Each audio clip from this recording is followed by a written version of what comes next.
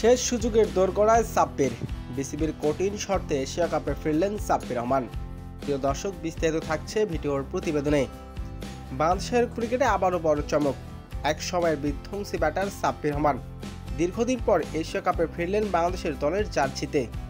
BCB জানিয়েছেন এটি হতে পারে তার ক্যারিয়ারের শেষ বড় সুযোগ। কয়েক বছর ধরে জাতীয় দলে নিয়মিত নন সাব্বির। শৃঙ্খলা ভঙ্গ, অফরম আর ইনজুরির কারণে তিনি বরাবরই ছিটকে গেছেন দল থেকে। তবে সাম্প্রতিক সময়ে দেশি ও বিদেশি লিগে তার ব্যাটে দেখা গেছে পূর্ণ আগুন। ঠিক সেই কারণে নির্বাচকরা শেষবারের মতো ভরসা রাখছেন তার উপর।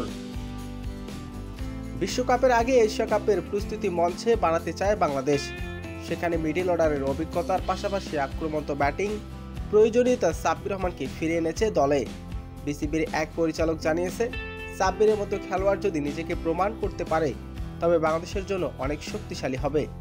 তবে এটি হতে পারে তার শেষ সুযোগ। বাংলাদেশের ক্রিকেট প্রেমীরা এখন সাব্বিরের দিকে তাকিয়ে আছেন। তিনি কি আবারও মাঠ কাঁপিয়ে ফিরতে পারবেন পূর্ণ ছন্দে, নাকি হারিয়ে যাবেন সুযোগের দোরগোড়ায় দাঁড়িয়ে? আসন্ন এশিয়া কাপে মিলবে তার উত্তর। প্রিয় দর্শক, আপনারা কি চান সাব্বির রহমান এশিয়া কাপে ফিরুক এবং জাতীয় দলের হয়ে খেলুক? দর্শক, জানিয়ে দিন আপনার মূল্যবান মতামতটি কমেন্ট বক্সে।